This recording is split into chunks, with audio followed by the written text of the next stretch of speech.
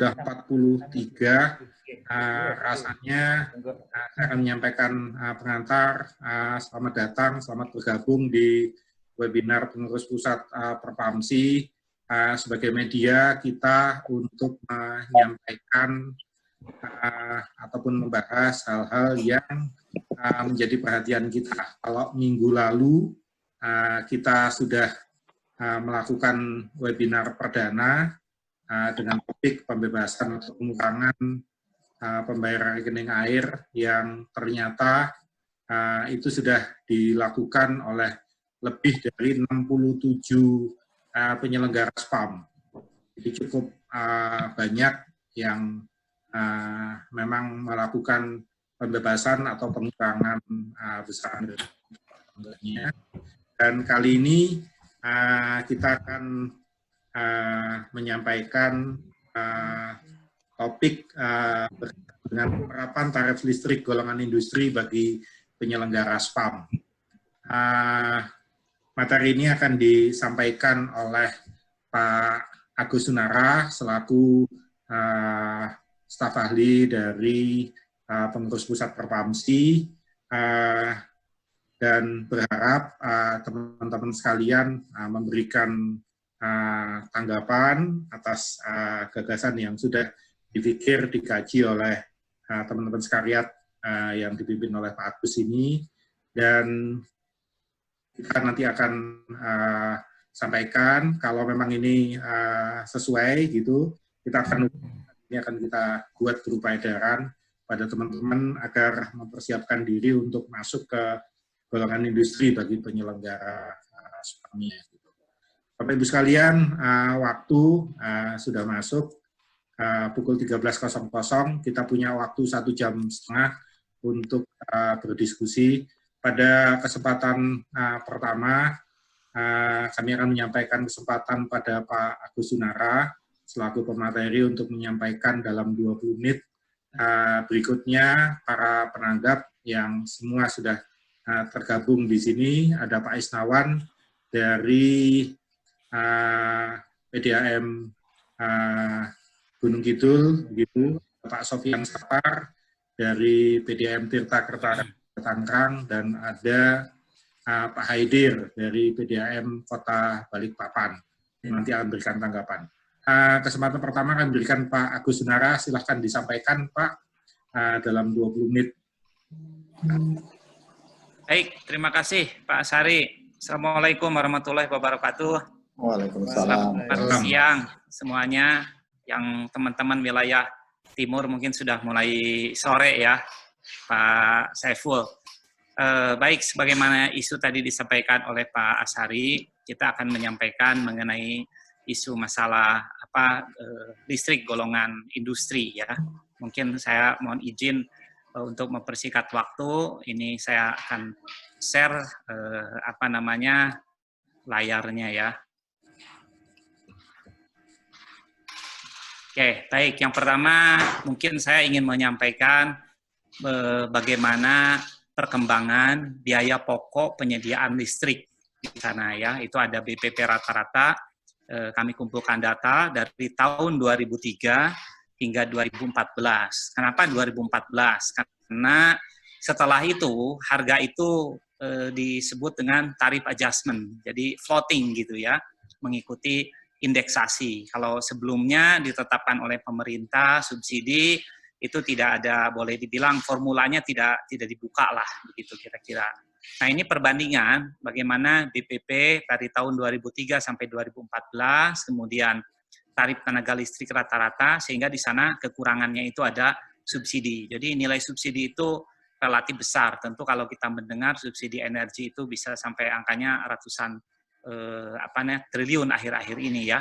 Tentu ada untuk BBM dan listrik, energi total. Artinya energi dibagi ada listrik maupun BBM sendiri. Nah, kita lihat sejak tahun 2014, kemudian diubah dengan peraturan SDM juga tahun 2015, di sana diberlakukan yang namanya tarif adjustment, yang dipengaruhi oleh 3 faktor, yaitu nilai tukar mata uang terhadap dolar, kemudian harga minyak, dan inflasi bulanan. Nah, dengan tarif adjustment ini, setiap bulan dimungkinkan bahwa tarif listrik itu bisa tetap, bisa turun, dan juga bisa naik gitu ya, tergantung 3 faktor di atas. Dan di antara 37 golongan tarif, itu ada 12 golongan tarif yang diberlakukan dengan mekanisme tarif adjustment.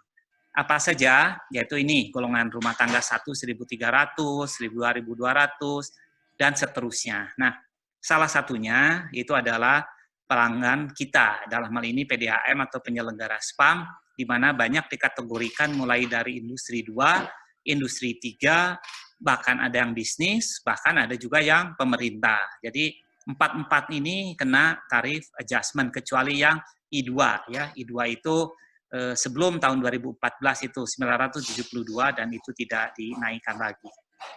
Nah, saya ingin lihat time series-nya bagaimana tarif listrik ya. Sebelum tahun 2013 itu yang namanya tarif sosial 3 dibandingkan dengan industri ya, sosial 2 dengan industri itu lebih murah industri. Ya, sekali lagi saya tekankan, tarif industri 3 dibanding sosial 2 itu industri 3 lebih murah. Nah, dulu pernah tahun 2003, 2004 kita pernah memperjuangkan ke pemerintah agar PDAM itu digolongkan tarif industri. Tidak mungkin. Dari sisi namanya sebagai perusahaan itu nggak mungkin. Kecuali kalau PDAM itu semacam lembaga, yayasan, begitu, itu mungkin. Nah, ketika namanya perusahaan itu tidak mungkin. Sehingga itulah dari awal ditetapkan tarif industri. Tapi dalam perjalanannya, di bulan Juli, Bapak dan Ibu lihat di grafik ya, grafik di bulan Juli, itu tarif industri 3 itu memotong tarif sosial, memotong industri 2, kemudian memotong yang lainnya, sampai akhirnya tarif itu cukup tinggi. Dan saat itu pernah diberlakukan tarif untuk industri terbuka dan tertutup, artinya terbuka itu bagi perusahaan yang terbuka dan tidak terbuka. Tapi nampaknya Apindo ya mengajukan keberatan ke pemerintah, akhirnya itu hanya diberlakukan sebentar dan kembali semua perusahaan ya industri baik terbuka tertutup itu disamakan. Nah, ini angka lebih detailnya. Coba lihat ya yang tadi saya sampaikan. Industri 2 itu dulu Rp900 per KVA, per KWH ya. Maaf, sosial ya. Sosial itu dulu Rp900. Jadi yang hijau itu sosial 2, yang hijau tua itu sosial 3. Jadi yang angka di Rp900 pada bulan Mei 2014, itu harganya Rp900 per KWH. Industri saat itu 872. Kemudian naik, memotong sampai 946, sampai terus 1000, dan terakhir angkanya di atas 1000. Nah, itulah perjalanan nasib industri 3. Bagaimana dengan industri 2? Industri 2 itu tidak naik. Jadi sejak 2013, itu ada kenaikan 926 menjadi 972 dan sampai sekarang industri 2 itu tidak pernah dinaikkan ya. Jadi ini nasib baik buat industri 2, tidak termasuk kelompok yang mengikuti tarif adjustment seperti kelompok yang 12 tadi ya. Nah, ini tarif tahun 2020 ya. Tarif tahun 2020 itu sekarang kondisinya seperti ini ya. Nah, teman-teman banyak yang dikategorikan bisnis, I3 otomatis ya. Ini hampir sebagian besar kalau di atas 200 kVA itu masuknya di I3, yaitu di tarif 1.115. Ini yang paling mahal, 1.467. Coba Bapak Ibu lihat, bandingkan tarif bisnis, tarif industri dengan rumah tangga, struktur tarif di PDAM itu justru rumah tangga itu lebih mahal. Untuk yang 1.300 sampai 6.000 ya. Dibanding industri pun ini masih lebih mahal ya. Kalau di kita kan terbalik, rumah tangga murah, industri yang mahal gitu ya. Oke, kita lanjutkan. Nah, kita lihat trennya. Tren konsumsi energi listrik di lingkungan PDAM itu mengalami kenaikan ya. Tetapi kalau kita lihat, maaf, ini beban biaya ya, beban biaya mengalami kenaikan. Ini yang biru adalah biaya energi. Ya, dua-duanya naik, tetapi untuk yang energi cenderung turun. Nanti kita lihat per wilayah pulau. Nah, saya menduga turun itu adalah salah satu upaya efisiensi di PDAM. Kenapa? Karena tidak berbanding lurus. Kalau dibandingkan dengan produksinya, cenderung produksinya naik, konsumsi energinya turun. Sehingga trennya kalau kita lihat tahun 2016 itu proporsi belanja energi dibandingkan belanja operasi seluruhnya ya, itu hanya 13%. Tahun 2017 naik menjadi 13,1%. Dan tahun 2018 itu dia turun lagi menjadi 12,7%. Nah, kita lihat proporsinya di tiap wilayah pulau besar ya. Saya membagi 6, berbeda dengan BPP Spam hanya 4, supaya kalau kita membreakdown bisa lebih mudah. Sumatera itu trennya konsumsi energi turun dari 14, sekian persen turun sampai di bawah kurang 14% terhadap belanja operasi. Jawa sempat naik kemudian turun lagi, di Kalimantan turun ya, kemudian di Sulawesi naik kemudian turun lagi. Nah, ya kemudian Banusra ini Bali, Nusa Tenggara, ini turunnya sedikit, pelan-pelan, malu-malu. Tapi Papua dan Maluku malah trennya terus. Ada apa nih? Ya, dibanding yang lain, kecenderungan turun. Di sana, di wilayah Maluku dan Papua, itu malah tren konsumsi energinya naik terhadap belanja operasi.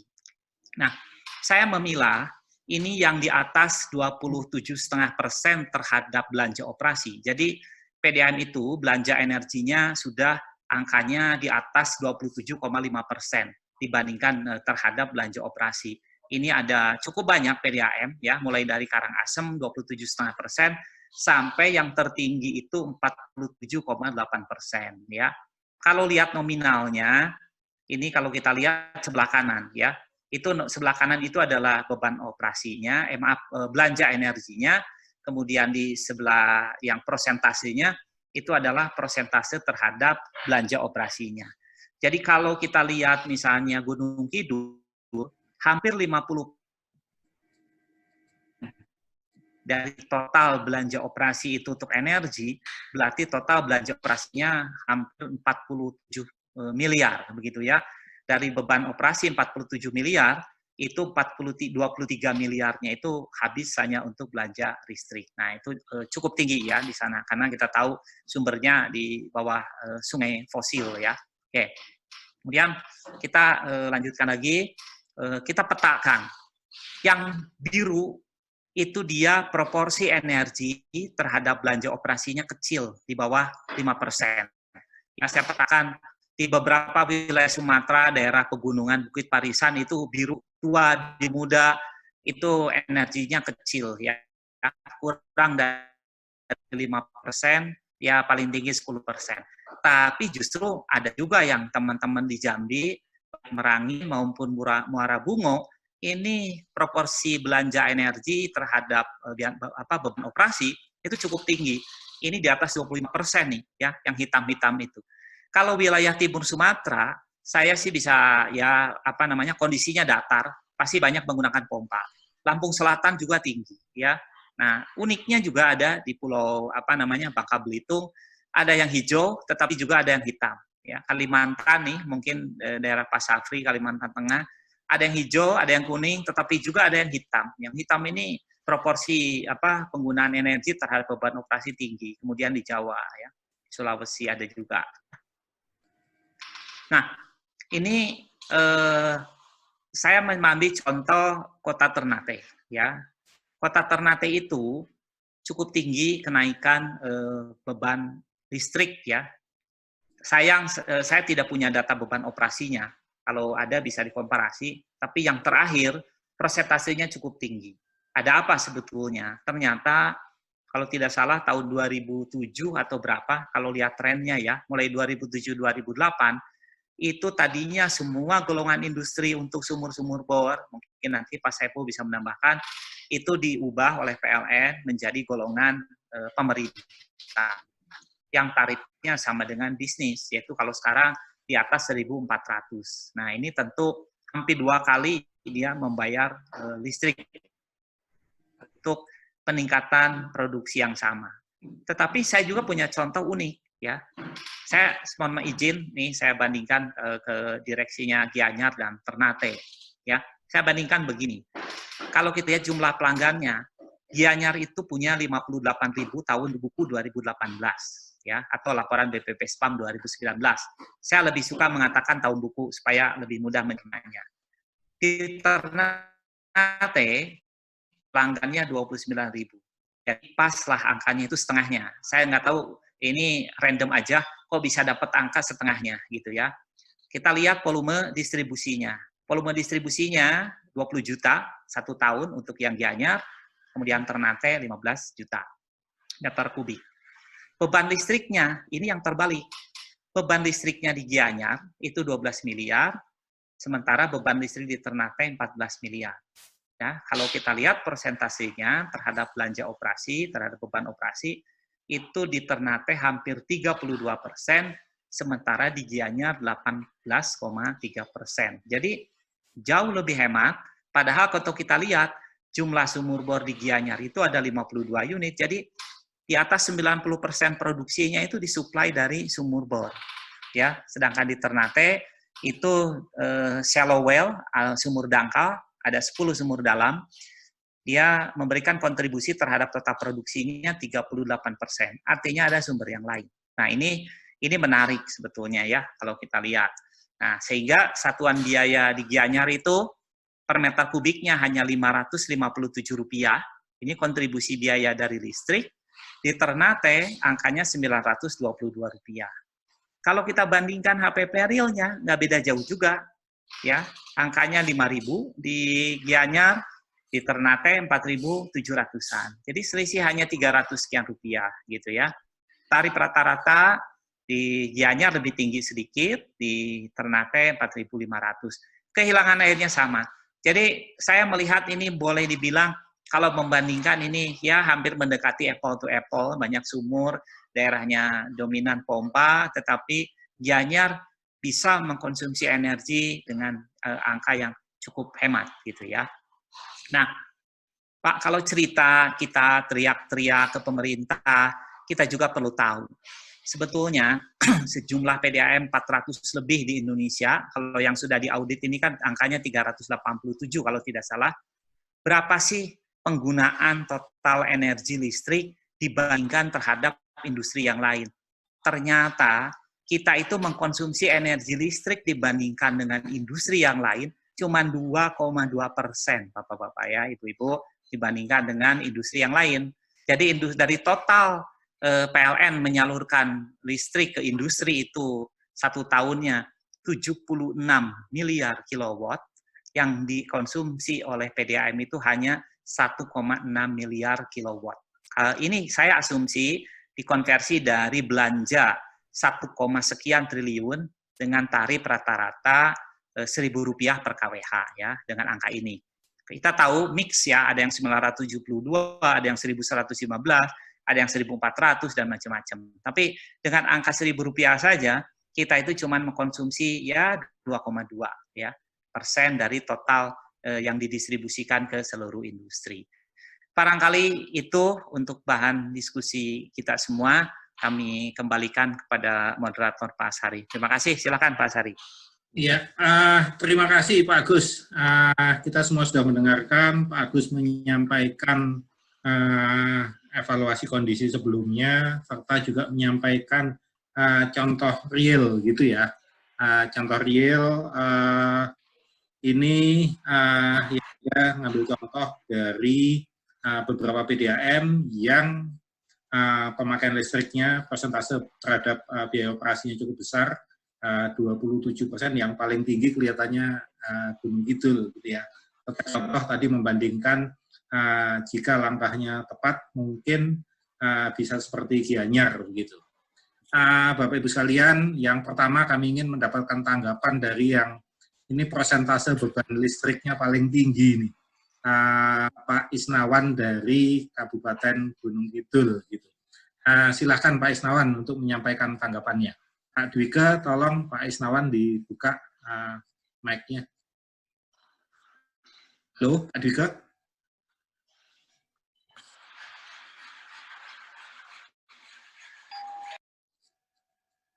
Halo, Pak Dwika?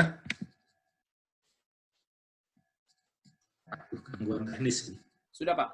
Pak Isnawan bisa mendengar? Pak Isnawan sepertinya di-mute sendiri dia. Oh, di-mute sendiri? Ya. Nggak bisa. Halo Pak Isnawan? Pak Isnawan? Baik, kalau Pak Isnawan masih ada kendala teknis, mungkin kesempatan kami berikan pada Pak Sopian Sapar nih.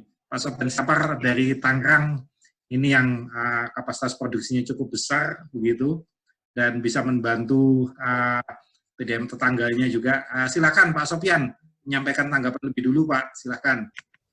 Ya, Assalamualaikum warahmatullahi wabarakatuh. Waalaikumsalam. Terima kasih Pak Asari, Pak Agus. Apa kabar Pak Agus? Selamat siang Pak Agus. Ya. Yang pertama, sebelum saya menyampaikan beberapa tanggapan terkait dengan hal ini, saya mau sedikit terkait dengan kondisi perusahaan umum daerah air minum Tirta Kertaraja Kabupaten Tangerang. Izin Pak Asari, saya menampilkan beberapa slide sebentar untuk menyampaikan beberapa kondisi yang akan kami sampaikan. Yang pertama, saya menyampaikan beberapa profil singkat sebentar yang kaitannya dengan tadi disampaikan Pak Agus. Ada beberapa hal kaitan dengan kondisi energi terkait dengan jumlah produksi dan pendapatan nantinya akan saya paparkan seperti itu. Saya paparkan sebentar untuk Perumdam Tirta Kertaraja saat ini jumlah SL domestiknya adalah 149.675 sambungan langganan, di mana kami mempunyai beberapa instalasi pengolahan air yang juga kami menjual air secara curah atau backwater, terutama ke DKI dan Bandara Soekarno-Hatta. Nah, kaitan dengan hal ini juga, saya sependapat dengan Pak Agus dalam acara hari ini bahwasanya kita perlulah untuk mendiskusikan tentang strategi penghematan energi ini.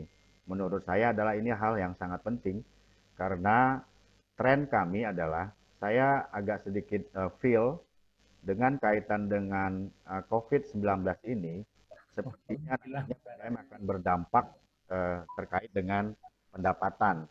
Dapat saya informasikan kepada rekan-rekan sekalian, kami saat ini mensuplai air ke Bandara Soekarno-Hatta, terjadi penurunan yang sangat signifikan. Yang selama ini hampir pendapatan di Bandara Soekarno-Hatta itu 1,2 atau kemarin ini di bulan Maret itu terjadi penurunan sangat signifikan karena penutupan Bandara Soekarno-Hatta. Begitu juga dengan pelanggan-pelanggan kami seperti mal, kemudian beberapa pabrik, ya. Maka kemarin pada diskusi minggu lalu, saya kurang sependapat Pak Agus, Pak Asari, terkait buru-burunya atau terburu-burunya kita melakukan subsidi rekening air kepada pelanggan. Karena menurut kami adalah yang perlu kita jaga adalah sustainable terkait dengan pendapatan PDAM itu sendiri. Apalagi yang saya dengar diskusi dengan teman-teman, malah pemerintah daerah akan mengucurkan APBD untuk pembebasan rekening air. Ini menurut saya harus dipikirkan matang-matang, karena memang konsep kami di Tangerang ini adalah dengan tidak melakukan pemutusan sementara. Saat ini kami menghentikan pemutusan kepada pelanggan selama masa corona. Menurut kami itu ada hal yang sangat membantu kepada pelanggan. Karena menurut kami adalah dia tidak membayar rekening air pun tetap kami tidak melakukan pemutusan. Nah, kaitan dengan itu, apa hubungannya dengan saya sampaikan hari ini adalah kaitan dengan yang disampaikan oleh Pak Agus itu sangat tepat menurut saya, karena kita sendiri belum disubsidi, kita sendiri PDAM belum ada kebijakan pemerintah menggratiskan listrik kepada PDAM, Pak. Nah, kalau itu sudah memang ada ataupun ada kompensasi dari PLN kepada PDAM selama masa COVID-19 ini, maka listrik untuk PDAM dibebaskan 50%, maka kita baru melakukan kebijakan untuk melakukan subsidi atau penggratisan rekening air kepada pelanggan. Karena prediksi dari beberapa pengamat kesehatan, ini adalah masih tahap pemula. DKI itu adalah PSBB-nya dimulai pada tanggal 24 Maret. Saya alhamdulillah sampai hari ini sudah berjalan 30 hari stay at home. Dan saya berharap seluruh karyawan saya adalah tetap di rumah saja. Karena menurut kami adalah program PDM yang paling urgen adalah hari ini adalah bagaimana meminimalkan seluruh karyawan kami tetap stay at home. Karena menurut kami itu adalah program yang sangat mendukung pemerintah dalam kondisi PSBB di Kabupaten Tangerang maupun DKI Raya, Tangerang Raya. Makanya kemarin kami berdiskusi dengan teman-teman se-PDAM di Tangerang Raya, untuk sementara kami harus bertahan dulu dengan kondisi cash flow PDAM selama 3 bulan ke depan, bertahan bagaimana pegawai mendapat insentif terkait dengan kesehatan dan berusaha bekerja di rumah, baru nanti akan kami lakukan kebijakan untuk melakukan gratis kepada pelanggan rekening air. Saya sangat yakin efisiensi rekening air kita di bulan April, karena April ini adalah dampak langsung terhadap pendapatan, Pak Agus, Pak Asari. Nanti akan kita lihat apakah memang bulan April, bulan 5 dan bulan 6 tren pendapatan kita sangat signifikan turunnya, maka kita bisa menyampaikan kepada kepala daerah untuk sementara tidak bisa memberlakukan penggratisan rekening air kepada masyarakat. Karena saat ini masyarakat itu sebenarnya bukan yang dibutuhkan terkait dengan subsidi kepada pembayaran gratis rekening air, tetapi tidak dilakukan pemutusan. Makanya kebijakan kami adalah selama masa corona ini, pelanggan itu tidak ada dilakukan pemutusan. Walaupun dia melakukan penunggakan dan lain-lain. Sehingga nanti pada saat 3 bulan ke depan, kita bisa usulkan kepada BPKP maupun BPK untuk dilakukan pemutihan seandainya memang pelanggan-pelanggan yang menunggak pada masa COVID-19 itu memang kita lihat ada berdampak terhadap pendapatan masyarakat. Jadi saya pikir itu cuma saran dulu sementara. Dan kaitannya dengan energi listrik adalah, kalau kita lihat dari sini Pak Agus, bahwasanya kami itu adalah jumlah produksi kami itu adalah 164.277.184 meter kubik atau 5.100 LPS lebih kurang. Ya, pendapatan kami adalah sebesar 42.731 juta per bulan. Itu termasuk dengan pelanggan kami yang backwater.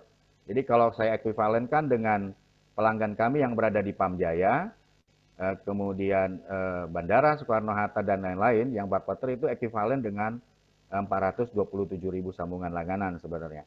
Tetapi kami melihat dari tren total produksi ini, dapat saya simulasikan Pak Agus, seperti ini Pak. Jadi PDM Tangerang itu ada 2 instalasi besar, kemudian ada kantor pelayanan dan beberapa IPA kecil yang tadi dilihat ya. Nah kalau kita lihat, data saya per Maret adalah, untuk yang IPA itu ada 2 kategori tarif. Ada 2 IPA atau beberapa IPA yang tarifnya B3 atau bisnis 3. Kemudian ada IPA Serpong yang ini cukup lumayan kapasitasnya dan jumlah produksinya adalah jumlah KWH-nya adalah sebesar 2.665. Jadi total pembayaran rekening kami 1 bulan itu lebih kurang 5,3 miliar Pak Agus. Nah dengan pemakaian listrik sebesar 4.693. Nah kalau kita lihat, saya nggak tahu ya, tadi saya dapat data dari situsnya website, tapi alhamdulillah tadi dapat bahan dari Pak Agus, mungkin sudah berubah tarif ya. Tarif yang saya lihat adalah, kalau B3 itu 1.141 Pak. Kalau industri 3 itu 1.138. Jadi selisih antara tarif B3 atau bisnis dengan industri itu tidak signifikan Pak Agus. Hanya selisih 3 perak. Jadi kalau saya simulasikan, seandainya semua instalasi atau semua listrik kami menggunakan tarif industri 3, maka kami efisiensi sebesar 6,9 juta Pak. Nah, tadinya saya memang sebelum dapat paparan dari Pak Agus, kami itu berharap bagaimana PDAM itu bisa masuk ke sosial 3 Pak. Mungkin nanti Pak Agus bisa jelaskan. Tapi saya nggak tahu apa data saya yang salah, ya, karena saya lihat websitenya PLN. Kalau sosial 3 yang dapat saya data adalah 925 perak, Pak. Jadi kalau 925 perak saya masukkan ke dalam simulasi ini, maka kami akan menghemat lebih kurang 1 miliar, Pak Gus, jika menggunakan tarif sosial 3. Tetapi setelah saya kemarin melihat websitenya PLN, PDAM itu berada di mana sih sebenarnya? Kalau saya lihat ya, kalau kami berada di B3 dan I3, saya dapat websitenya itu dari kebetulan ada updatean ya dari bulan April Juni 2020. Ini saya lingkarin warna merah, mungkin nggak kelihatan, nanti saya zoom aja lebih besar. Kayaknya nggak ada bedanya antara industri 3 dan B3, Pak. Tidak signifikan yang tadi saya sampaikan. Hanya radiusnya atau pengurangannya 6,9 juta per bulan. Nah, maka saya berpikir apakah kita memang given masuk ke dalam B3. Saya lihat dari websitenya PLN, itu yang dikatakan bisnis itu adalah usaha jual beli barang atau jasa dan perhotelan. Apakah kita masuk ke dalam kondisi yang ini? Kenapa kita, tadi Pak Agus sudah menjelaskan mengapa di industri ya, tapi kalau di B3 atau bisnis, sepertinya juga belum tepat yang itu masuk ke kelompok bisnis Pak Agus. Mungkin Pak Agus ya, mungkin bisa dijelaskan nanti tepatnya kemana gitu, kira-kira PDAM, persisnya di kelompok pelanggan mana gitu. Nah akhirnya saya kemarin mendownload beberapa simulasi di Permen SDM yang dikeluarkan tahun 2016. Apa mungkinkah, pertanyaan keduanya nih Pak Agus atau diskusi hari ini adalah, karena saya melihat di sini adalah definisi dari PDAM itu belum terlalu jelas. Seandainya pun kalau dia masuk ke dalam kategori pemerintah, tapi sepertinya tidak tepat dan tarifnya juga tidak signifikan juga kalau kita masuk ke kelompok pemerintah. Jadi di sini ada kelompok layanan khusus, kemudian nanti saya mau bicara ke sini Pak Gus. Apa bisakah PDAM masuk untuk PDAM yang kapasitas atau pemakaian listriknya cukup besar, bisakah dia masuk kepada kelompok golongan penjualan curah di PLN? Karena kalau ada di layar ini saya lihat sepertinya tarifnya 707 perak nih Pak. Mungkin saya salah baca table Pak. Tapi sepertinya kalau memang bisa untuk pelanggan yang di atas 200 kPa seperti kami, apakah bisa kami masuk ke dalam kelompok penjualan curah? Karena kami juga menjual air secara jurah dengan DKI dan bandara yang tadi konsep dari Permendagri 71 ya membenarkan untuk menjual curah air kepada pelanggan yang lain. Atau kita masuk ke dalam kelompok pelanggan seperti ini Pak, industri. Nah kalau industri sudah saya sampaikan, kalau kami yang di atas 200 kPa sebenarnya tidak signifikan kalau misalnya kami berubah menjadi kelompok B3. Tadi sudah disampaikan. Nah, saya buat simulasi sedikit Pak Agus. Tadi sudah saya sampaikan pakai Excel. Nah, jika memang S3 itu adalah tarif 925, maka ini memang signifikan Pak. Lebih kurang 1 miliar lebih kami menghemat. Tetapi kalau memang dari B3 dan ke I3, industri 3 dan B3 sepertinya tidak signifikan, hanya penghematan di 6 juta per bulan. Tetapi tetap konsepnya adalah lebih murah industri memang dibandingkan tarif yang lain Pak. Kecuali yang ke sosial. Saya nggak tahu sosial tarif yang baru seperti apa. Nah kalau saya bandingkan dengan konsep Permendagri 71, tadi Pak Agus sudah membandingkan sebenarnya. Kalau kami adalah, kalau terlihat di sini, biaya operasi kami memang dari Permendagri 71 ini signifikan naik terus ya Pak. Ini biaya operasi yang bisa lebih enak Pak, karena ada penangkap yang lain gitu. Silahkan. Intinya kita lihat di sini, tadi Mas Ari menyampaikan, kalau dilihat dari tarif sebenarnya, Halo, yang lainnya tolong di mute Pak Dwike. Ada yang ngomong kayak. Nah, iya. Kalau dari di Pak Sofian. Bukan. Udah? Oke. Ya. Nah, jadi kalau dilihat dari kondisi ini, ternyata Pak Agus terhadap subsidi listrik atau pengaruh listrik terhadap tarif sebenarnya nggak signifikan, Pak. Hanya 1,26%, 0,9%, dan 0,79% kalau untuk terhadap tarif nih. Kalau saya bandingkan tadi 33 perak. Tetapi kalau terhadap dengan pendapatan, itu dengan pengeluaran kami 5,3 miliar dengan pendapatan 42 miliar, maka pengaruhnya adalah 12,47%. Singkat Pak Agus, pertanyaan saya adalah, apa memungkinkan PDAM itu berubah ke tarif S3, atau kami yang pelanggan besar atau PDAM besar yang punya daya listrik di atas 200 kPa menggunakan konsep tadi di Permendagri Permen ESDM menggunakan tarif curah di ESDM. Paling itu yang bisa saya sampaikan Pak Sari. Terima kasih Pak Agus. Terima kasih Pak Sari. Assalamualaikum warahmatullahi wabarakatuh. Waalaikumsalam warahmatullahi wabarakatuh. Berikutnya mungkin tanggapan dari Pak Isnawan. Ini Pak, sudah ditunggu-tunggu, silahkan. Pak Isnawan.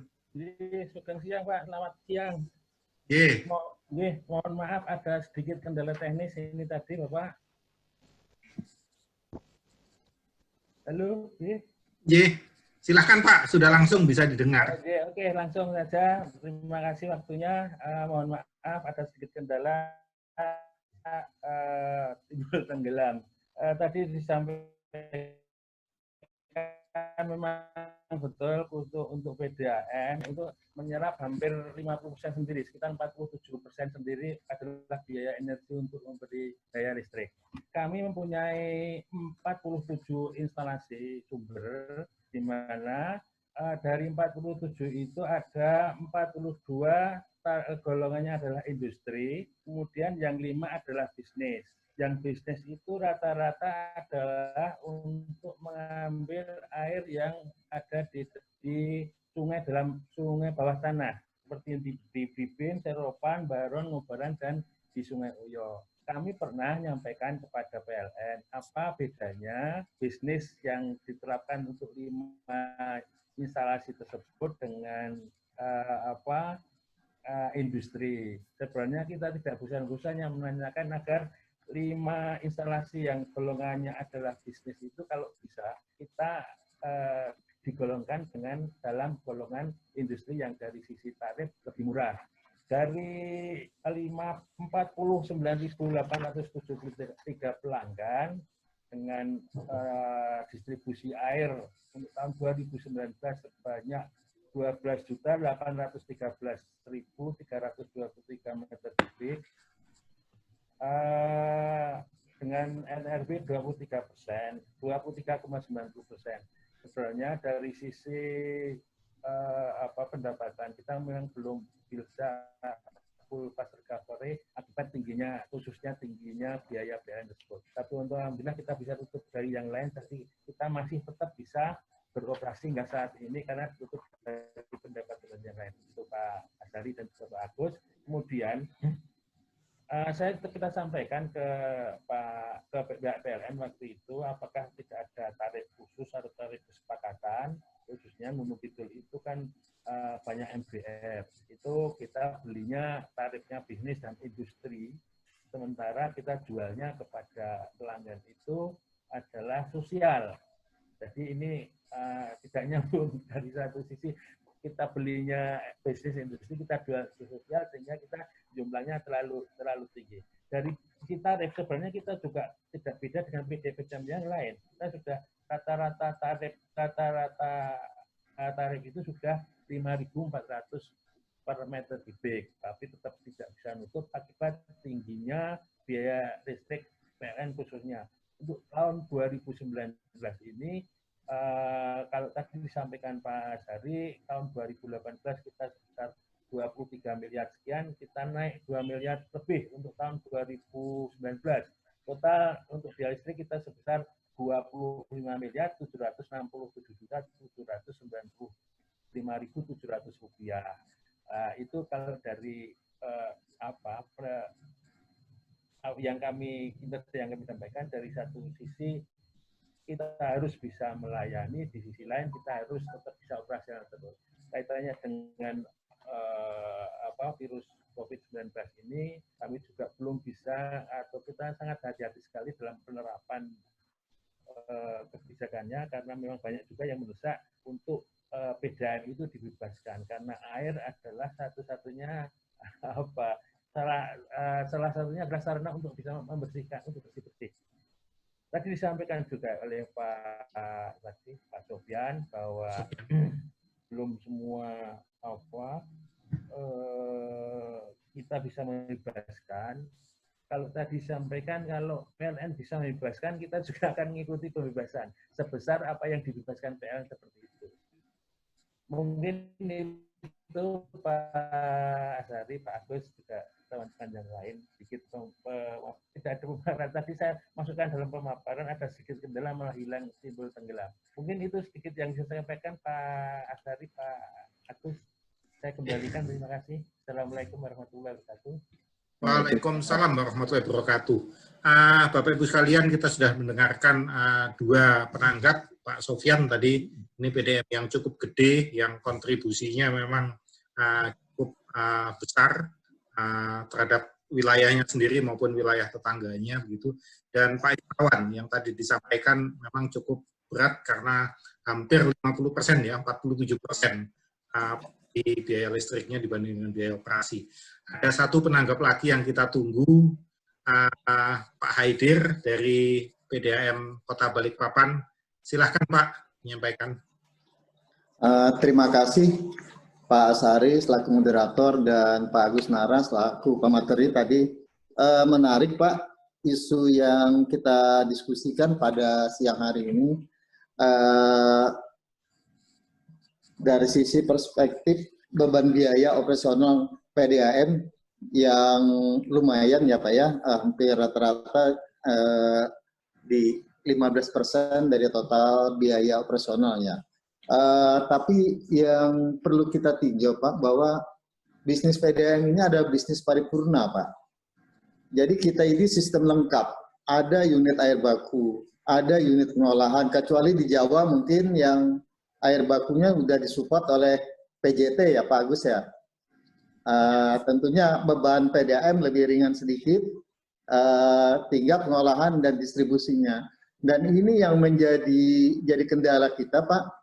Beda kalau kita cuma satu sistem bisa untuk mensupport semua dalam satu lokasi tentunya. Nah ada kadang PDAM yang terutama di daerah-daerah yang punya unit IKK Pak, itu jadi kendala juga. Jadi kita tidak bisa menghimpun semua sistem itu menjadi satu golongan pelanggan. Jadi ada beberapa yang berbeda-beda perlakuannya karena tergantung dengan daya yang dimanfaatkan. Nah, kalaupun hitungan tadi, apa yang disampaikan oleh Pak Sofyan tadi, analisanya juga menarik Pak. Jadi mau itu tarif bisnis ataupun tarif industri juga tidak terlalu signifikan dari sisi selisih harga ya Pak ya. Tapi setidaknya dengan isu tentang penyeragaman tarif untuk PDAM ini juga akan menarik kalau itu berpengaruh signifikan Pak Agus. Jadi kalau seperti Pak Sofyan tadi sampaikan, kalau memungkinkan kita masuk sosial 3 itu sangat menarik sekali karena kalau Pak Sofyan aja yang udah PDAM udah kuat sekalipun tidak masalah ya karena ada bisnis air curahnya segala. Nah gimana dengan teman-teman kita di daerah yang beban operasionalnya itu sangat dibebani oleh unit-unit IKK tadi. Jadi pendapatan di ibu kota kabupaten atau kota itu dipakai untuk membiayai operasional di IKK tadi. Sementara perlakuan terhadap golongan pelanggannya di PLN itu menyesuaikan dengan daya yang dipakai. Ini sangat berpengaruh sekali terhadap kesehatan operasional daripada PDAM dimaksud. Jadi sekali lagi menarik Pak, kita diskusi pada siang hari ini dari sisi perspektifnya Pak Sofyan menarik karena beliau praktiknya sehari-hari penggunanya cukup sangat tinggi ya, pemanfaatan daya listriknya. Satu sisi tadi dari Pak Ismawan ya dari Gunung tadi juga karena beban operasionalnya tidak banyak secara kuantitas, tapi operasional bebannya cukup tinggi untuk bisa memenuhi kebutuhan operasional dari PDAM-nya. Jadi akan sangat menarik Pak kalau mungkin ada semacam rekomendasi yang bisa membantu PDAM-PDAM ini tidak hanya PDAM yang sehat, masih banyak juga yang belum sehat, yang suka atau tidak suka masih dibebani oleh kewajiban tarif listrik yang lumayan sangat berpengaruh terhadap biaya operasionalnya. Mungkin itu Pak, terima kasih. Assalamualaikum warahmatullahi wabarakatuh. Waalaikumsalam warahmatullahi wabarakatuh. Pak Haidir sudah menyampaikan dari ketiga penanggap, rasanya semua punya kecenderungan yang sama. Bagaimana kalau pergeseran ini tidak hanya dari bisnis ke industri, tetapi bisa ke sosial gitu ya, S3 gitu ya. Nah, Pak Agus dipersilahkan untuk menyampaikan kembali, mengklarifikasi hal-hal yang tadi disampaikan. Dan setelah ini nanti kami akan memberikan kesempatan kepada para rekan-rekan yang bergabung untuk mau menanyakan atau menanggapan. Silahkan Anda bisa chatting di fasilitas yang sudah tersedia. Pak Agus, dipersilahkan untuk menyampaikan. Ya. Oke, baik. Terima kasih Pak Ashari. Yang pertama, saya ingin menanggapi mengenai klasifikasi kelompok usaha. Ya, secara nasional, mungkin kalau kemarin kita isu pajak, PDAM itu dimasukkan ke dalam KLU-nya, yaitu kualifikasi kelompok usaha, kualifikasi lapangan usahanya. Lapangan usaha. Itu adalah 36, ya, kodenya 36, Pak. 36000 dan seterusnya. Itu 30 berikutnya itu bisa digunakan nomor turunannya, yang penting kita awalnya itu 36. Nah, 36 ini kita judulnya itu adalah pengadaan air, gitu ya. Itu banyak sekali turunannya. Nah, pertanyaannya tadi dari Pak Sofyan, apakah kita cocok sosial? Kita sudah dari awal kelihatannya tidak. Kecuali kalau misalnya ada kebijakan pemerintah lain, ya bisa saja. Tetapi apa yang kita usulkan, kita sudah coba tahun 2003, 2004. Ya. Tadi pun saya sudah menyampaikan bahwa awalnya industri lebih murah dibandingkan dengan sosial 2. Ya.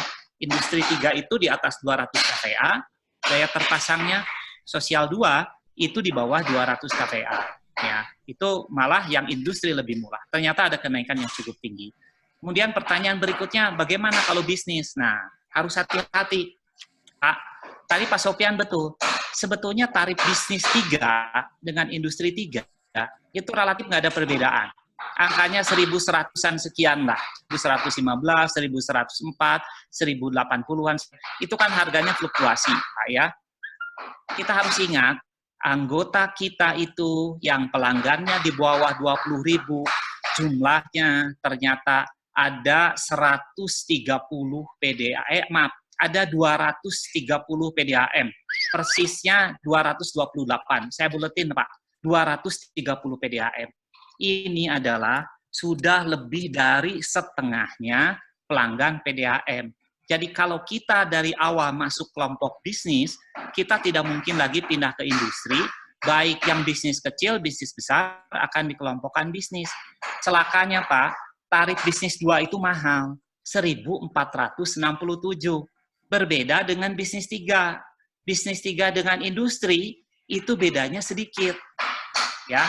Nah, artinya kalau kita masuk ke kelompok bisnis, nanti seluruh teman-teman yang berada sekarang posisinya, maaf nih, di bawah 20.000 pelanggan, yang rata-rata daya terpasangnya di bawah 200 kVA, yang selama ini menikmati tarif industri yang paling murah, yaitu 972, dia akan dikerek naik menjadi 1.467. Gitu. Jadi itu Pak. Jadi silahkan mungkin teman-teman juga bisa nanti memberikan masukan. Ini juga kajian kita lah lebih mendalam. Cuman saya mengingatkan, jumlah pelanggan anggota kita itu secara nominal, ya nominal tadi 230-an itu adalah pelanggan di bawah 20.000. Walaupun kontribusi jumlah pelanggan terhadap totalnya masih relatif kecil Pak dibanding pelanggan yang besar-besar, tetapi jumlah operatornya itu yang justru lebih banyak. Jadi hampir 50% pelanggan kita itu di bawah 50.000. Kalau kita lari ke bisnis, justru tarif bisnis 2 itu jauh lebih mahal dibandingkan dengan bisnis 3 maupun industri 2. Mungkin sementara itu Pak Asari, saya sebetulnya ingin mendengarkan masukan dari Pak Made nih, supaya punya perspektif bagaimana kiat-kiat yang saya sajikan datanya bisa ya lumayan jauh lah dibanding tadi Ternate. Silakan mungkin Pak Asari kembali. Makasih Pak Agus. Bapak Ibu sekalian, memang faktanya penyelenggara SPAM ini disparitasnya cukup besar. Ada yang 20 penyelenggara SPAM itu kelihatannya bunganya atas 100.000 gitu. Salah satunya dari Pak Sofyan Safar, masuknya ke B3 sama I3 gitu ya. Tapi sebagian besar dari anggota kita gitu itu di bawah 100.000, bahkan yang di bawah 50.000 itu ada 228 penyelenggara SPAM. Ini nggak masuk ke B3, tapi atau nggak masuk ke I3 gitu, masuknya ke B2 atau I2 ya. Dan itu tadi sudah dijelaskan, sehingga kita mungkin nanti kebijakannya akan melihat untuk kategori ini kita lakukan apa, untuk kategori ini kita lakukan apa. Bapak Ibu sekalian, tadi sudah ada contoh yang diangkat oleh Pak Agus. Rasanya karena saya melihat ini dari beberapa pertanyaan, ada dari Pak Sarjiono, ada Pak Arif Ansori, tapi ingin saya berikan kesempatan lebih dulu kepada ini teman-teman tadi yang PDN-nya dipakai sebagai contoh gitu ya. Pak Made, Sastra Kencana, mungkin bisa memberikan tanggapan. Saya lihat ada di sini untuk menyampaikan apa yang tadi dicontohkan. Silakan Pak Made. Terima kasih Pak Asari, Pak Agus, dan teman-teman sejawat dari PDM yang hadir dalam acara webinar ini ya, terkait dengan penerapan tarif listrik. Memang PDM Gianyar sejak 2011 itu membayar listrik 900 juta. Sempat saya turunkan setelah saya review seluruh sumber-sumbernya dari awal. Ternyata banyak hal-hal teknis yang salah bagi saya ya. Saya lakukan audit terhadap sumbernya secara internal. Saya merevisi semuanya, mereview semuanya. Sumber-sumber yang tersedia itu sekitar 50, ada sumber mata air juga, tapi pakai pompa Pak. Didominasi dengan sumur dalam ya, mulai dari yang kapasitas kecil sampai kapasitas besar. Kalau kita sebelum saya lanjutkan, saya kasih tampilkan ini Pak. Ini 2019 ini malah listrik saya itu 11 miliar saja, 11 miliar 998. Jadi terus saya melakukan efisiensi dengan cara mereview, me-adjust seluruh pompa-pompa dengan ketersediaan sumber yang ada. Jadi kalau zaman dulunya mungkin manajemen dulu melihat pompa 20 liter harus pasang, atau sumur 20 liter pasang pompa 20 liter, ternyata demand-nya tidak sampai 20 liter. Itu yang membuat pemborosannya. Jadi kita mereview dari kebutuhan demand-nya berapa, kita adjust pompanya sesuai dengan speknya, dengan head topografi semuanya, muncullah daya listrik yang dibutuhkan. Jadi banyak sekali hal-hal Pak yang kita review terhadap produksi ini, dan kita pertahankan walaupun saya menambah sumur sekarang 5, listrik saya tetap 1 miliar. Saya memasang alat untuk mengurangi energi, yaitu variable speed drive, ada yang sampai berkurang 50%, satu PSD, itu sangat berpengaruh. Kemudian dari situ juga kita memanfaatkan reservoir kembali, memasang floating untuk mengejas. Jadi pada saat reservoir penuh, pompa mati, ya itulah dampaknya, sehingga kebutuhan listrik yang kita gunakan disesuaikan juga dengan peruntukannya di lapangan. Itu Pak, jadi gambaran saya sebenarnya kita harus mengaudit dulu sumbernya. Kemudian alat angkutnya apa, alat produksinya pompa, submersible, kalau sumur dalam, kami dominasi sumur dalam dengan topografi yang Anda tahu sendiri, kita di Gianyar ini kan topografinya sistem pumping Pak, ada posternya apa. Tapi dengan menambah sumber pun kami tetap 1 miliar Pak. Jadi terus kita menahan biaya listrik kami dengan pelanggan bertambah terus, tetap listrik kami 1 miliar, tidak akan Jadi hal-hal yang demikian yang kita lakukan, melakukan efisiensi di listrik. Kami mencoba waktu pertama kali untuk mengusulkan perubahan ke tarif industri Pak. Namun PLN datang mensurvei bahwa Anda termasuk golongan pemerintah. Kenapa definisinya? Saya bilang kalau industri kan pengolahan. tidak ada pengolahan yang terjadi di Gianyar, yang adalah sumur bor menggunakan pompa submersible, terus klorinasi saja, tidak ada yang lain. Kalau namanya definisi pengolahan harus ada namanya water treatment-nya gitu. Baru kita pindahkan ke golongan industri. Tapi setelah saya lihat, Pak, yang jelaskan tadi Pak Agus, saya lebih cenderung dengan pemerintah saja. Kalau memang bisa turun ke sosial seperti Tangerang, Pak Sofyan, saya juga lebih senang ke sosial gitu. Ini tidak mungkin, Pak. Kita jasa, kita digolongkan dengan jasa. Jangan-jangan pada saat perubahan nanti kita ditarik malah lebih tinggi. Dilihat, diidentifikasi seluruh daya terpasangnya. Oh ternyata PDM ini harus menggunakan tarif yang lebih tinggi. Itu yang saya khawatirkan, Pak. Pengalaman saya di Palu sebagai kabak teknik dulu di sana juga saya lakukan hal yang sama. Ternyata tidak bisa, Pak. Jadi saya dulu sebelum masuk di Gianyar kan saya di Palu, itu tidak bisa juga. Kami sampai berdebat dengan kepala PLN yang kebetulan di sana anak gubernur. Tidak bisa sama sekali. Nah, dengan hal pengalaman ini ya saya mereview saja sumber-sumber yang saya lakukan, yang saya pakai di Gianyar. Akhirnya kita bisa pertahankan. Sempat turun dari 900 menjadi 700, Pak. Hal pertama gitu. Tapi sekarang sudah masih tetap 1 miliar, Pak. Kurang lebih 1 miliar. Saya kira itu Pak Sari, tidak terlalu banyak yang saya sampaikan, Pak. Terima kasih, Pak Desastra. Ya. Ini kebetulan ada yang bertanya juga berkaitan itu mengenai manfaat inverter dan variable speed driver. Ini kan di tempat Pak Made, tentu tadi sudah diceritakan menggunakan. Ini Pak Kajiono dan Pak Penny Pintarto ini mencoba menanyakan bagaimana efektivitas penggunaan inverter ini, Pak.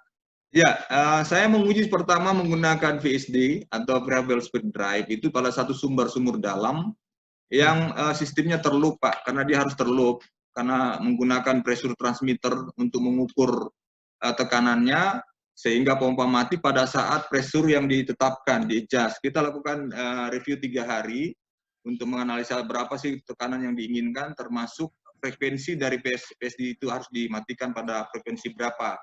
Setelah kita uji coba, Pak, itu bukan main. Saya pernah membayar listrik 24 juta per bulan, turun menjadi 12 juta per bulan. Nah, ini sangat membantu kami. Minimal kita sudah mendapatkan 20%, Pak. Ya, minimal sudah dapat 20% dari PSD karena menggunakan. Nah, yang menggunakan reservoir kita pasang floating dan floating dengan pada saat jam tertentu airnya mati gitu. Jadi pada saat air reservoirnya penuh, airnya mati, jadinya pompanya juga ikut mati kan gitu, Pak.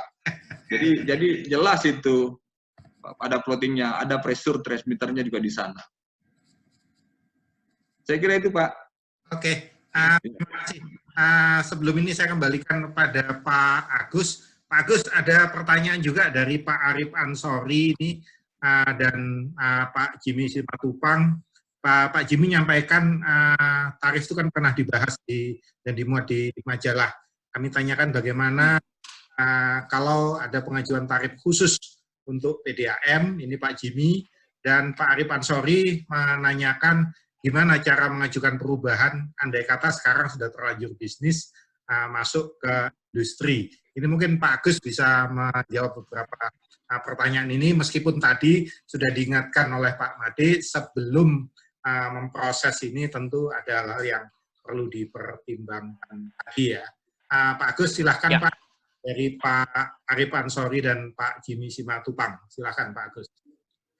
Oke, baik Pak Sari. Jadi tadi disampaikan oleh Pak Made sudah mencoba untuk pindah golongan, ternyata ditolak ya di Palu, kemudian di Gianyar sendiri gitu ya.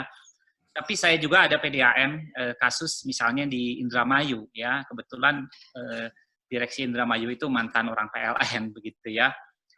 Beberapa booster itu dengan dipasangin klorinasi, pokoknya ditunjukkan ada proses produksi, itu bisa pindah golongan yang tadinya bisnis itu menjadi produksi ya, industri, menjadi industri, sehingga tarifnya lebih murah. Nah, kembali lagi memang kita harus mengkaji lagi bahwa kalau pengajuan ini sebetulnya bagaimana melakukan ya, kadang-kadang selesai dengan kepala cabang PLN itu sambil ngobrol informal gitu ya, diskusi dengan apalagi kalau diajak dengan bupati wali kotanya, itu juga salah satu kunci lah kiat-kiat. Tapi kan kembali lagi bahwa saya melihat nih fakta yang ada di lapangan, beberapa kasus memang dari PLN juga penerapannya ada inkonsistensi ya. Artinya antara tadi sumur bor diterapkan pemerintah, juga ada yang bisnis. Walaupun mungkin tarifnya relatif sama, itu saja juga udah tidak konsisten menurut saya gitu. Sebetulnya yang mana? Apakah pemerintah atau bisnis? Jadi kalau PLN pasti mencari tarifnya yang bisa dikenakan mahal, pasti mencoba mahal. Itu analoginya sama saja.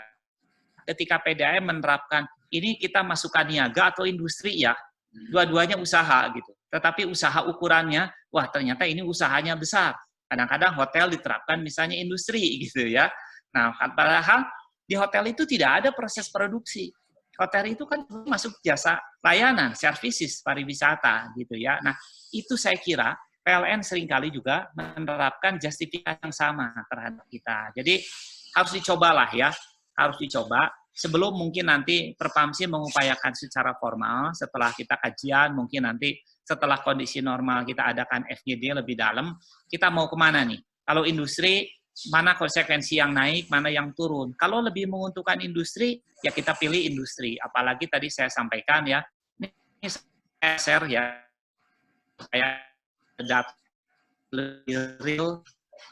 Ini Pak, 129 PDAM itu pelanggannya di bawah 10.000 dan 99 di bawah 20.000. Jadi kalau ini dijumlahkan, itu hampir 230 atau lebih dari setengahnya itu pelanggan kecil. Cenderung daya terpasangnya, apalagi kalau kabupaten banyak cabang, ini daya terpasangnya di bawah 200 kPa.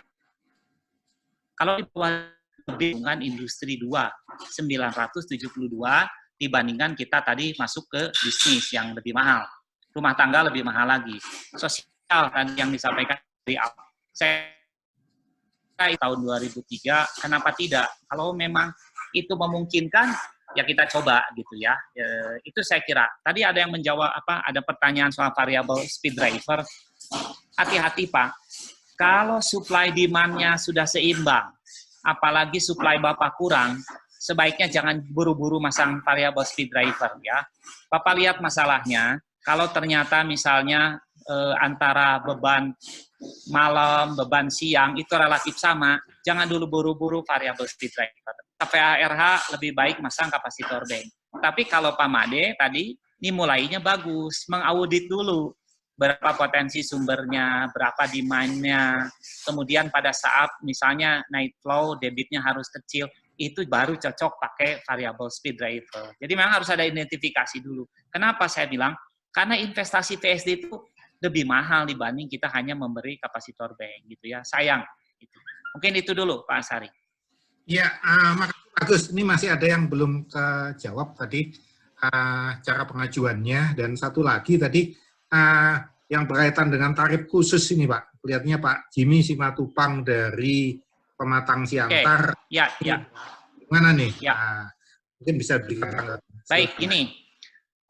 Pertama, Bapak harus pertimbangkan ya. Betul, bahwa kita itu harus melayani 24 jam. Itu nggak bisa dipungkiri.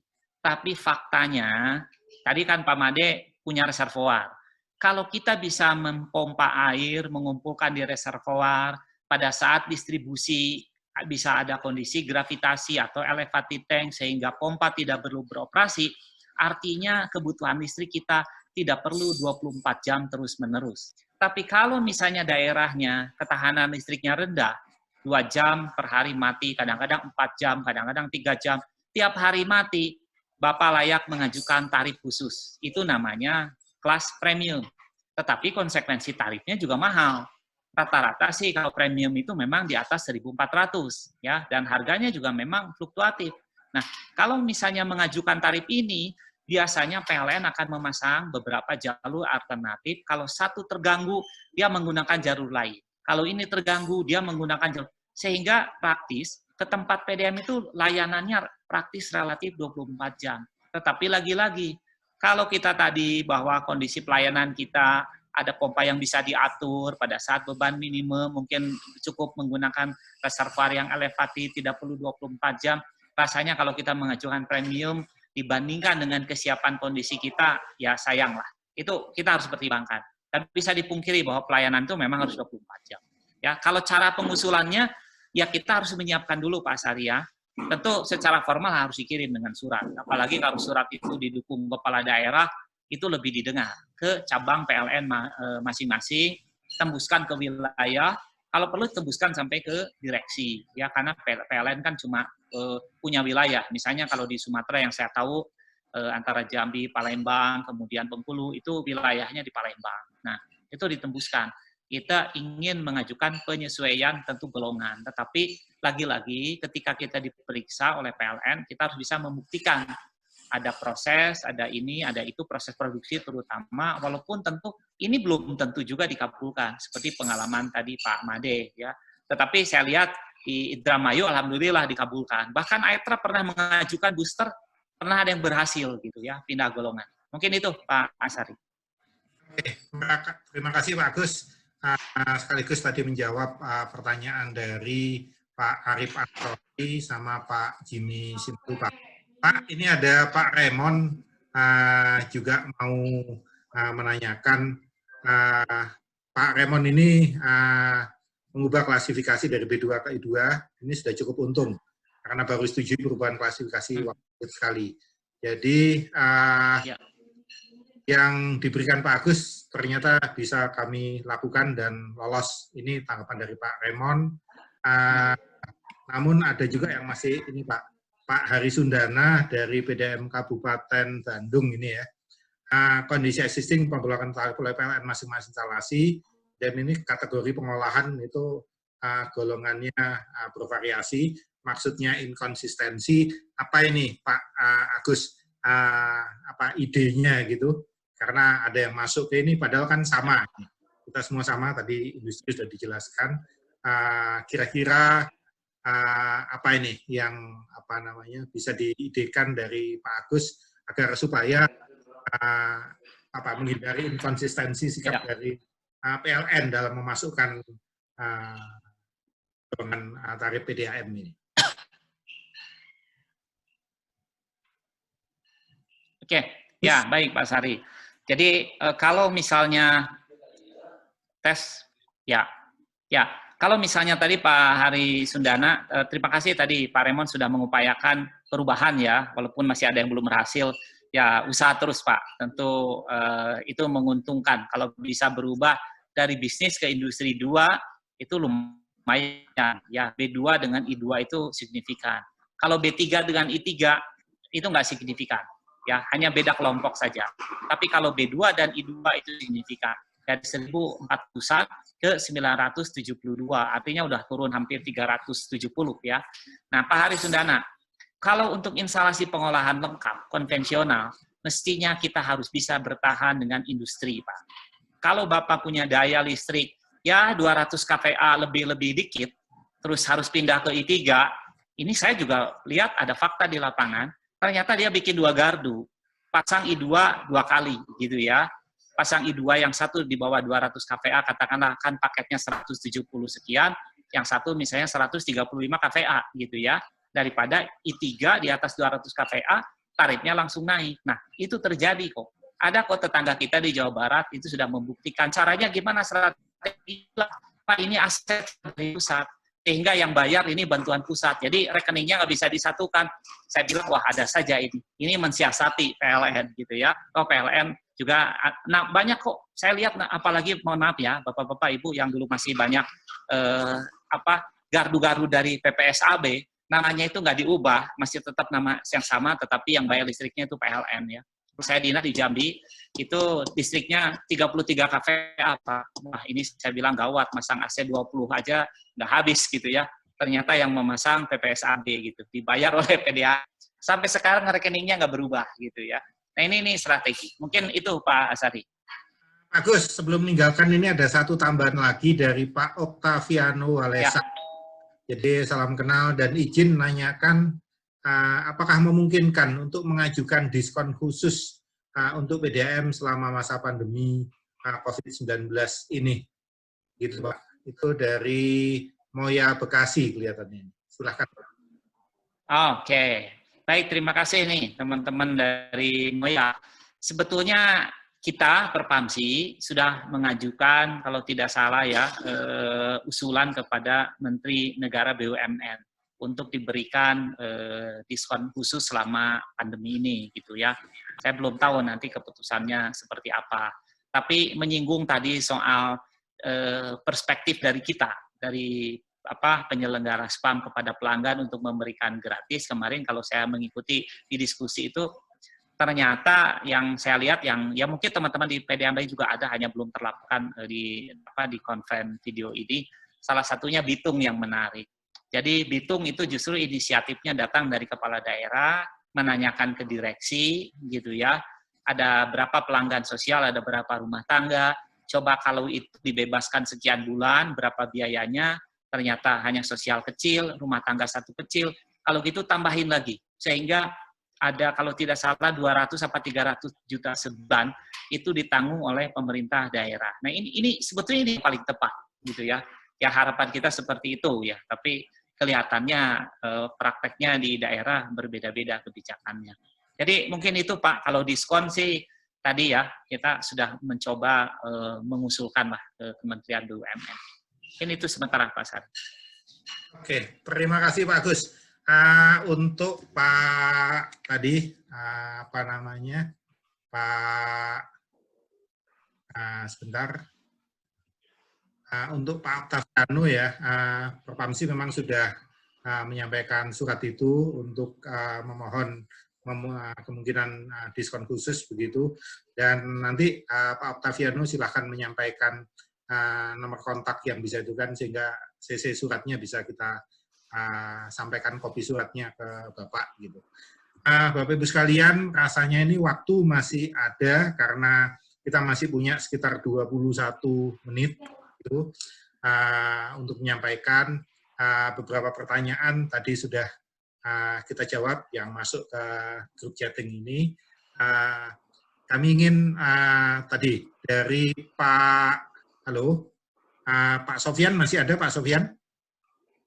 Halo, Pak Sofyan masih gabung?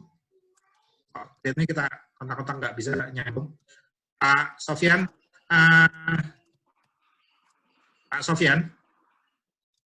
kelihatannya sudah nggak ada. Bapak Ibu sekalian, karena waktu masih ada, sedangkan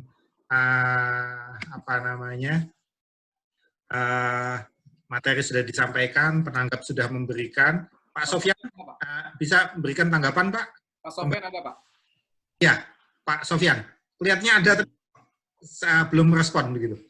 Pak Sofyan, apa yang Bapak sampaikan tadi kelihatannya memang akan kita khusus karena yang B3 ini jarang-jarang, Pak. Anggota kita memang lebih banyak yang 2, itu B2 atau I2 skalanya, yang 3 ini mungkin hanya 20 PDAM yang kelas atas yang besar-besar gitu ya. Itu mungkin yang bisa sampaikan. Kami akan buka kembali pertanyaan bagi peserta yang tergabung di sini. Silahkan kalau ada yang mau, karena di grup chat ini kelihatannya sudah kita tanggapi. Ini, ada tambahan lagi, bagus, dari Nanang, PDAM Surabaya. Ini jawabannya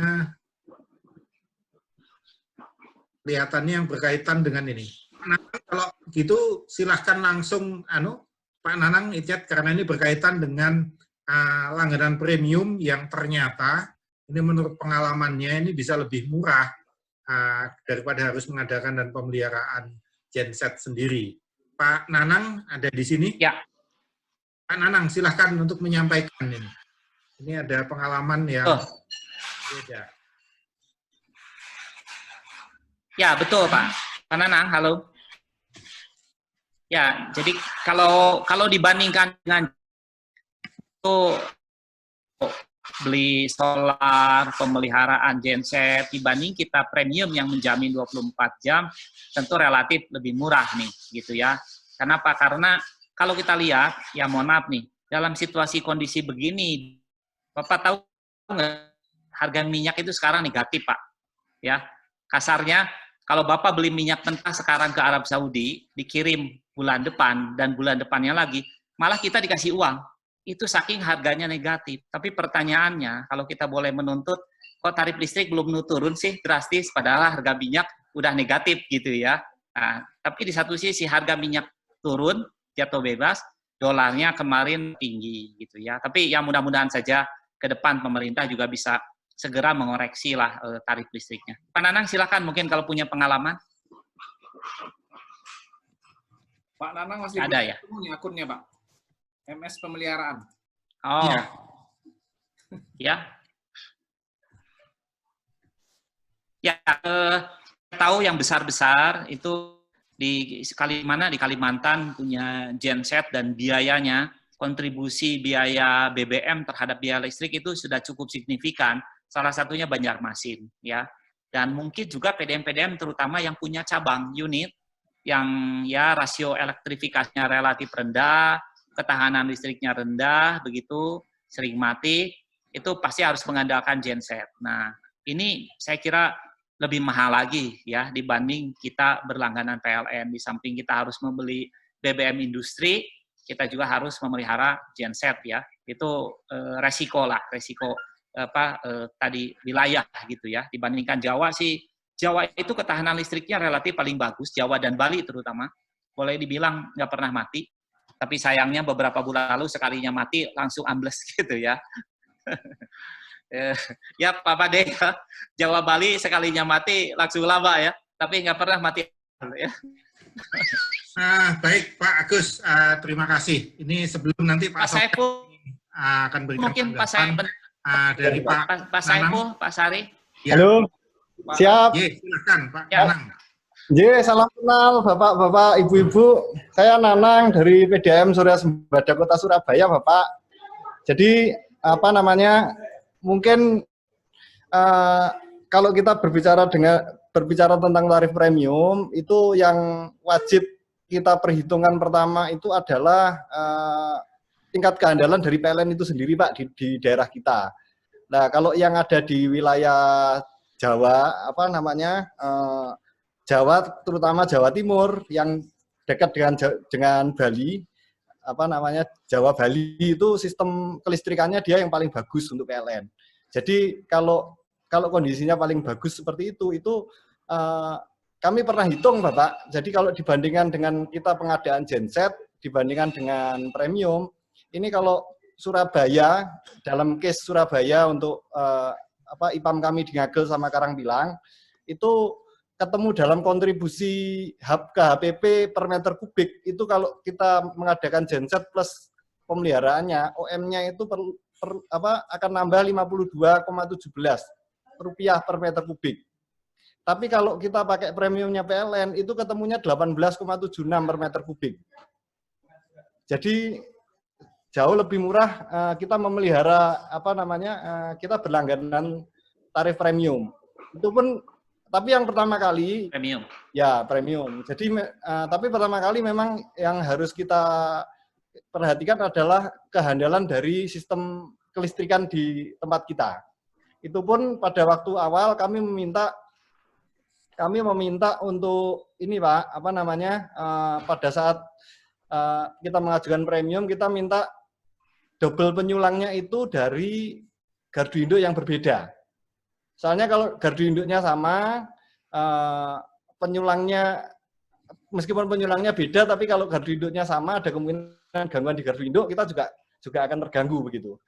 Dan itu bisa, Pak, ketika kita minta di awal, PLN juga perlu pasar, jadi kita sebagai pasarnya ini sangat mungkin untuk bargaining tentang itu. Ya, mungkin sekilas itu, Bapak, Ibu, kalau di wilayah kita kehandalan listrik PLN-nya sudah cukup bagus, mungkin bisa jadi solusi tarif premium ini dibandingkan kita mengadakan genset. Terima kasih. Makasih Pak Nanang. Pak Agus, sebelum itu ini ada sahabat lama kita ini bergabung, Pak Saiful Jafar, mantan dirutnya T gitu. Pak Saiful Jafar, silahkan Pak. Assalamualaikum warahmatullahi wabarakatuh. Waalaikumsalam warahmatullahi wabarakatuh. Waalaikumsalam, Sepo. Iya, dalam diskusi ini mungkin saya langsung saja. Tadi ada perbandingan antara PDM Gianyar dengan PDM Ternate. Di situ ada angka-angka yang memang menarik sekali bahwa kapasitas Gianyar itu 2 kali lebih besar dari kapasitas Ternate, tetapi listriknya Ternate masih lebih tinggi dari Gianyar. Memang listrik yang kami pakai di sini mungkin yang bisa saya tambahkan kenapa kami masih mahal, karena selain tidak ada lagi tarif yang industri, seluruhnya adalah tarif bisnis dan pemerintah, sehingga secara keseluruhan itu di atas 1.300-1.400 per kWh-nya. Kemudian di dalam pelayanan di Kota Ternate ini kita sudah estafet bertahap 3 tahap.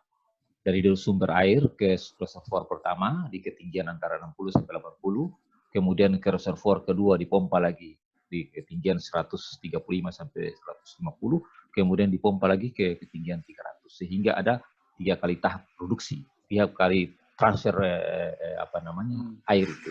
Jumlah pompa booster yang kami miliki itu sampai dengan tahun yang saya punya data kemarin itu kurang lebih ada 15 pompa booster dengan daya yang cukup besar, sehingga inilah yang walaupun airnya sudah jadi diproduksi di tahap pertama, tetapi harus dipompa lagi ke tahap selanjutnya, sehingga kemudian listriknya menjadi mahal, karena pelayanan PDM Ternate itu sudah sampai pada ketinggian 300 meter dari atas permukaan laut.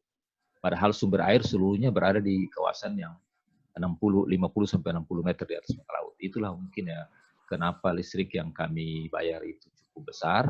Dan memang setelah saya lihat ini tadi dari pemaparan dari Pak Agus, kelihatannya dari tarif yang B dengan atau P dengan I3 itu mungkin hanya bedanya sedikit, yang tadi Pak Gianyar sudah menyatakan kalau Pak Sofyan dari Tangerang itu menyatakan bedanya hanya kurang lebih sedikit, ya mungkin ya itulah mungkin yang terjadi di PDM Ternate. Saya kira untuk sementara mungkin demikian Pak. Makasih Pak Agus. Terima kasih penjelasannya Pak Saiful. Mungkin Pak Sofyan ini kelihatannya sudah ingin menyampaikan. Silakan Pak Sofyan. Pak Sofyan.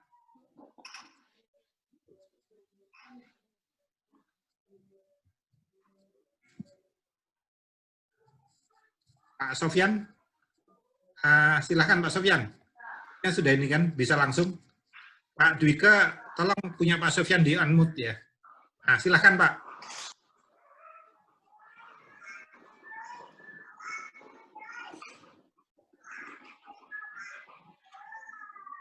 Bisa langsung Pak Sofyan? Kelihatannya belum connect mikrofonnya Pak Sofyan.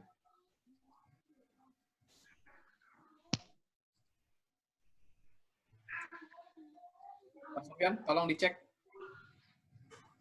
mikrofonnya.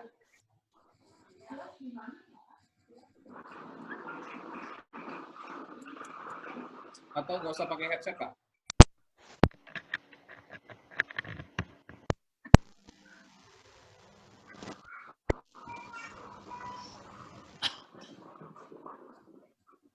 Halo, Pak Sofyan.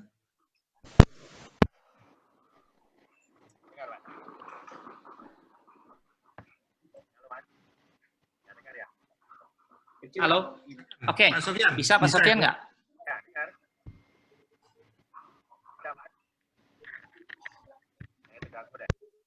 Suaranya Pak.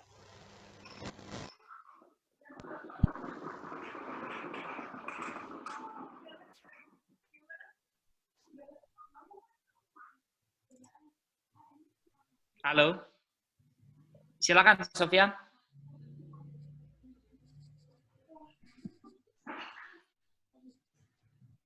Nggak ada suaranya.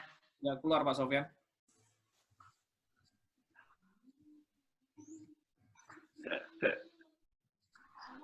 Voice-nya. Bapak Ibu sekalian, sambil menunggu Pak Sofyan, ini ada sedikit kendala teknis. Baiklah, ini ada sedikit tanggapan dari Pak Sari. Ya. Pak Sari, coba Ya, Pak Dwike buka screen sharingnya. Halo, Pak. Sudah, Pak Dwike? Sebentar, Pak. Ini saya nggak bisa screen sharing nih. Sebentar. Nggak bisa share screen. Ya, Pak Agus mungkin dibantu Pak Dwike biar bisa share screen-nya. Itu harus hostnya. Ya, oke. Ya, ini saya tadi mengingatkan ya ke teman-teman. Coba kita lihat. B2 itu 1.400. Ya, lihat rumah tangga 1.400 sekian. B3 itu 1.114, I3 1.115. Nggak ada bedanya, Pak. Betul, yang tadi disampaikan Pak Sofyan. Tapi di sini tidak tersaji tarif I2. Kenapa? Karena I2 itu bukan termasuk 12 kelompok yang kena tarif adjustment. Jadi dari tahun 2013, tarifnya tetap 972. Tadi ada yang menanyakan kan, saya sudah pindah dari B ke I2. Untung Pak, dari 1.467 menjadi 972. Ya, kalaupun nanti ditambah daya di atas 200 kVA menjadi I3, itu cuma membayar 1.115. Gitu. Ya, itu saja barangkali. Kemudian tadi Pak Sofyan sendiri kan menanyakan mengenai tarif curah traksi. Nah, yang saya tahu sih tarif curah biasanya untuk kawasan industri besar di mana si penyelenggara kayak kawasan industrinya itu dia meretilkan lagi ya sehingga mengurangi losses di jaringan. Nah, kalau ini kan Pak Sofyan sudah melakukan jual air curah ke kawasan perumahan sehingga kehilangan airnya bisa berkurang gitu. Nanti kawasan perumahan yang merekeningkan ke pelanggannya rumahnya masing-masing. Nah, ini memang tarifnya lebih murah Pak untuk yang curah. Tapi rasa-rasanya sih kita karena point to point langsung berlangganan PLN kelihatannya tidak. Tapi yang saya tahu sih kawasan industri. Jadi kawasan industri itu dia mengelola banyak sekali pelanggan-pelanggan industri di dalamnya. Jadi PLN berhubungan hanya ke industrial manajemennya saja. Gitu. Itu barangkali itu bagian dari mungkin kita kaji deh ke depan. Kalau itu bisa, wah itu yang paling enak, paling murah memang gitu ya. Ya, makasih Pak Asari. Ya, terima kasih Pak Agus. Rasanya terakhir sebelum nanti kita tutup, ini masih ada waktu sekitar 4-5 menit gitu. Pak Sofyan yang dari tadi sudah tersenyum, kendala teknisnya gimana tuh? Sudah bisa diatasi Pak? Kalau sudah bisa, silahkan gabung kembali. Pak Sofyan? Nah, itu silahkan Pak. Ya, bisa. Waduh, kendala teknisnya masih ya? Pak Dwike bisa di ini kan, Pak Sofyan ini sudah bicara, tapi kami belum mendengar gitu. Problemnya di sana Pak, belum. Udah, nggak apa-apa Pak Dwike. Sudah. Lanjut aja. Sudah. Sudah. Bisa. Oh ya, Pak. Ini Pak. Ada waktu sekitar 4-5 menit Pak ya. Terima kasih Pak Sari, Pak Agus. Yang tadi saya sampaikan, tadi sudah dijelaskan sama Pak Agus. Cuma saya akan sedikit kasih pendapat terkait dengan PSD, Variable Speed Drive. Tadi disampaikan sama Pak Agus, sebenarnya benar ya. Terkadang PDAM itu masih menggunakan inline pump, Pak. Jadi kalau logika saya adalah bagaimana demand yang sangat tinggi, tetapi masih menggunakan PSD. Saya lebih kecenderungan meniru Surabaya, Pak Asari. Surabaya saya dengar, katanya melakukan program saving energy dengan perilaku kebiasaan karyawan, Pak. Saya dengar katanya konsep di Surabaya sudah membuat ruangan-ruangan kantor itu menjadi satu tidak ada sekat-sekat, sehingga energi dalam sistem administrasi ataupun perkantorannya lebih terreduce. Kemudian juga penggunaan lampu kantor dan lain-lain. Jadi program saving energi itu sebenarnya bukan di PSD saja, tetapi kebiasaan kita yang melakukan pemborosan dalam pelaksanaan energi listrik di perkantoran, termasuk penggunaan AC yang terlalu minim, 16 derajat, katanya juga sangat berpengaruh kalau AC itu di atas 20 derajat. Hal-hal ini menurut saya adalah habit atau kebiasaan kita dalam menggunakan energi menurut saya perlu dipertimbangkan. Saya pikir itu Pak tambahan. Jadi hati-hati dalam menggunakan PSD. Kedua tadi sudah dijelaskan Pak Agus, untuk merubah tarif adalah sebaiknya memang kalau bisa di I2. saya juga melihat itu. Bagi teman-teman yang bisa ke I2, saya pikir itu cukup baik ya. Mudah-mudahan dapat I2, karena memang tidak, saya lihat di websitenya PLN, itu memang termasuk yang tidak di, ini ya Pak Agus ya, tidak di adjust kan gitu. Tidak di tarif adjustment, ya. Di tarif adjustment gitu. Cuma yang di websitenya PLN, itu saya buka belum ada penjelasan tentang instansi pemerintah maupun industri Pak. Tapi sudah dijelaskan Pak Agus, mungkin kita bisa menanyakan langsung ke PLN, karena di websitenya tidak ada. Tapi yang saya sarankan kalau bisa di I2, di I2. Seperti itu Pak Asari, tambahannya Pak Agus. Terima kasih Pak Asari. Iya. Ya. Terima kasih Pak Sofyan, Bapak Ibu sekalian, para rekan-rekan yang tergabung ini. Terima kasih kita sudah melakukan webinar untuk yang kedua kali, minggu lalu yang pertama. Minggu lalu, sekedar informasi, memang sebetulnya bukan ide dari pengurus pusat Pak mengenai bagaimana pembebasan atau pengurangan, tapi kita justru merespon tanggapan dari begitu banyaknya teman-teman yang sudah punya ide untuk melakukan pengurangan atau pembebasan besaran tagihan rekeningnya. Sehingga kita bilang, waduh, kalau ini nggak diingatkan dulu, makanya kita masukkan, sehingga kita kemarin memberikan perhatian yang lebih agar teman-teman khususnya yang masih belum full cost recovery untuk tidak keburu-buru gitu Pak. Tidak keburu-buru untuk memprogramkan itu. Meskipun agak sedikit terlambat justru karena ternyata dari kemarin yang kita lihat ada sekitar 40-an penyelenggara spam. Minggu lalu setelah acaranya berakhir ternyata sudah ada 67 Pak yang melakukan langkah itu. Kita sayangkan sebetulnya kenapa kok keburu-buru. Benar sekali apa yang disampaikan Pak Sofyan. Nah, memang kita harus hati-hati. Ada langkah yang tadi disampaikan Pak Sofyan, bahwa sebaiknya justru bentuk keleluasan yang diberikan itu perlu kebijakan untuk menunda pemutusan sementara. Itu ide yang sangat bagus Pak. Terima kasih.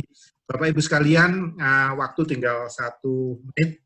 Begitu, sebelum kita tutup acara ini, sekali lagi kami mengucapkan terima kasih kepada pemateri, Pak Agus, pada penanggap, Pak Sofyan, yang dari Gunung Kidul, serta Pak Haidir, serta rekan-rekan semua.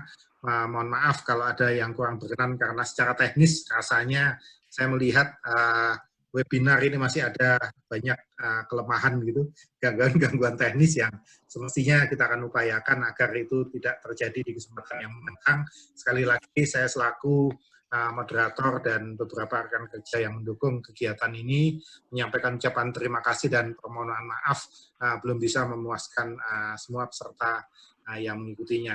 Sekali lagi kami mengucapkan terima kasih. Selamat menjalankan ibadah puasa Ramadan bagi yang menjalankannya, dan tetap semangat untuk menghadapi pandemi COVID-19 ini. Semoga kita semua diberikan kekuatan oleh Allah Subhanahu wa Ta'ala, diberikan kemudahan untuk menghadapi dan melanjutkan untuk pelayanan pada masyarakat. Terima kasih sekali lagi. Waalaikumsalam warahmatullahi wabarakatuh. Waalaikumsalam warahmatullahi wabarakatuh.